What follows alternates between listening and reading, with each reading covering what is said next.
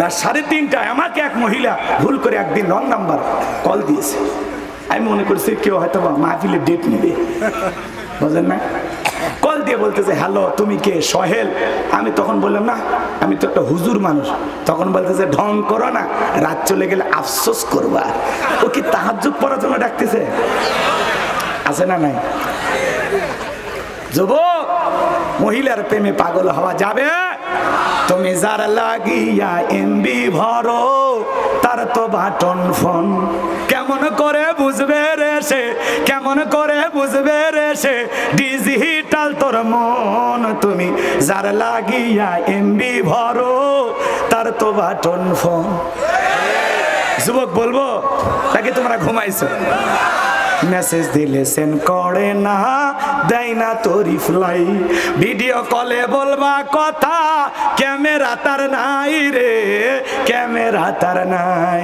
ডিজিটালে যুগ জামানায়, ডিজিটালে যুগ জামানায়, অ্যানালগ তার মন। তুমি যার লাগিয়া এমবি ভরো, তার তো বাটন ফোন।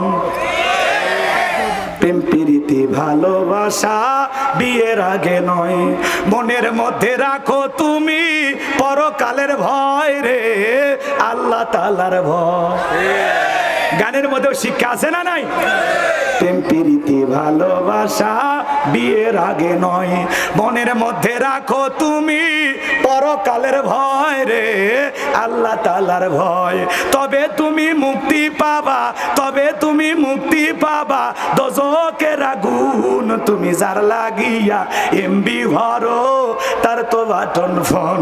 কেমন করে বুঝবে রে সে, কেমন করে বুঝবে রে সে, ডিজিটাল তোর মন। তুমি যার লাগিয়া এমবি ভরো, তার তো বাটন ফোন। জোরে বলেন মারহাবা, একটু আস্তে বলেন মারহাবা।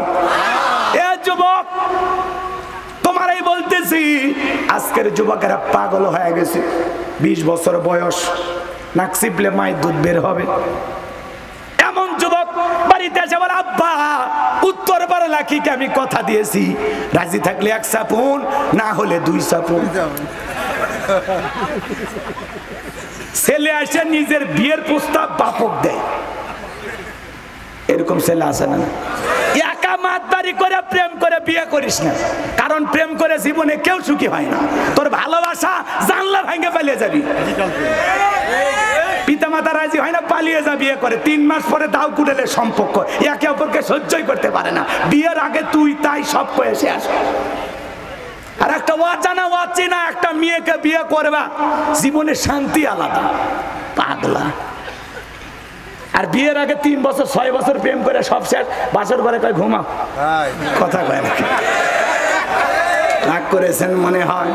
এজন্য যুবক রে, বিয়ের আগে অবৈধ প্রেম ভালোবাসা করা যাবে না। পিতা মাতা পছন্দ করে বিয়ে দেবে যেখানে বরকত আছে, মুরব্বিদের দোয়া নিয়ে বিয়ে করবে যেখানে বরকত আছে। একা একা মাতবাড়ি করে বিয়ে করে জীবন জাহান্নাম বানাস না। তোদের পায়ে ধরি, কোন কোন যুবক আছো এখনো বিয়ে করনি, হাত তুলে বলো। মা বাবার পছন্দ মোতাবেক বিয়ে করবে, হাত তুলে দেখি কয়টা যুবক। অনেকে আবার কথা দিয়েছে, হাত তুলতেছে। এখনই মেসেঞ্জারে সব ব্লক করে দে যে তোমার সাথে আমার আর কোনো সম্পর্ক নেই। ঠিক আছে, আর ওয়াদা দিলে ঠিক আছে, পিতা মাতাকে রাজি করাও। কষ্ট হচ্ছে আপনাদের? তাহলে অবৈধ প্রেম ভালোবাসা করা যাবে? পিতা মাতার পছন্দের মেয়েকে বিবাহ করবে। দাম্পত্য জীবনে সুখ দেবেন কে? মুরব্বীদের দোয়া নিয়ে জীবন শুরু করা দরকার আছে না নাই? আল্লাহ আমাদের যুবক ভাইদেরকে হেদায়েত দান করুন, জোরে বলুন আমিন। অবৈধ প্রেম ভালোবাসা, অবৈধ নাটক সিনেমা, এগুলো আজে বাজে জিনিস থেকে আল্লাহ যুব সমাজকে হেদায়েত দান করেন। একটু জোরে বলেন আমিন। কারণ ওই যে এক ছেলে ইউটিউব দেখে দেখে এটিএম বুথে গেছে টাকা চুরি করতে। দেখছেন যুবক কি চালাক চাচা। হ্যাঁ হ্যাঁ, এই যে ডিবি হারুন সাহেব বলতেছে ছেলেটাকে গ্রেফতার করা হয়েছে। তখন বলা হচ্ছে তুমি এটা কেন করলে? যিনি ওই এটিএম বুথের নিরাপত্তা কর্মী, তারই সে হত্যাও করেছে।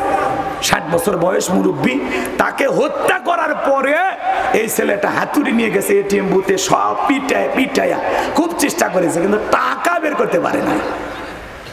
কথা কি বুঝতে পারছেন? তাহলে যুবক এটিএম বুথের টাকা চুরি করতে গেছে, ইউটিউব দেখে শিখেছে, ইউটিউব দেখে শিখেছে। আজকে দেখবেন ভারতের সিরিয়াল দেখে বাসে কিভাবে দর্শন করা লাগে শেখে, কথা কয় না, কিভাবে বাসে ডাকাতি করা লাগে শেখে, কিভাবে এটিএম বুথে ডাকাতি করা লাগে শেখে। এমনকি বগুড়ার একটা ছেলে ধুম3 সিনেমা দেখে ব্যাংক ডাকাতি করতে গেছে। ঠিক আছে, সিনেমাগুলো দেখে ছেলে পেলে ডাকাতি শিখতেছে, দর্শন শিখতেছে, মানুষকে ব্ল্যাকমেল করা শিখাইতেছে, কথা বলে ঠিক কিনা? তাহলে এই ছেলে বলতেছে আমি ইউটিউব দেখে দেখে কিভাবে এটিএম বুথে ডাকাতি করা যায়।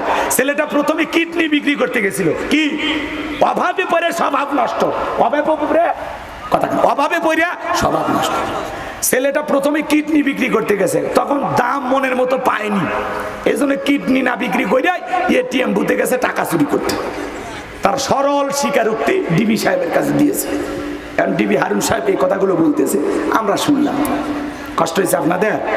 তাহলে সমাজের যুবকের আজকে চুরির বিদ্যায় কেন যাচ্ছে? কারণ আমাদের সমাজে বেকারত্ব বেড়ে গেছে, যুবকদের কোনো কাজ নাই, কর্ম নাই। এজন্য যুবকদের কর্মস্থানে ব্যবস্থা করার দরকার আছে না নাই?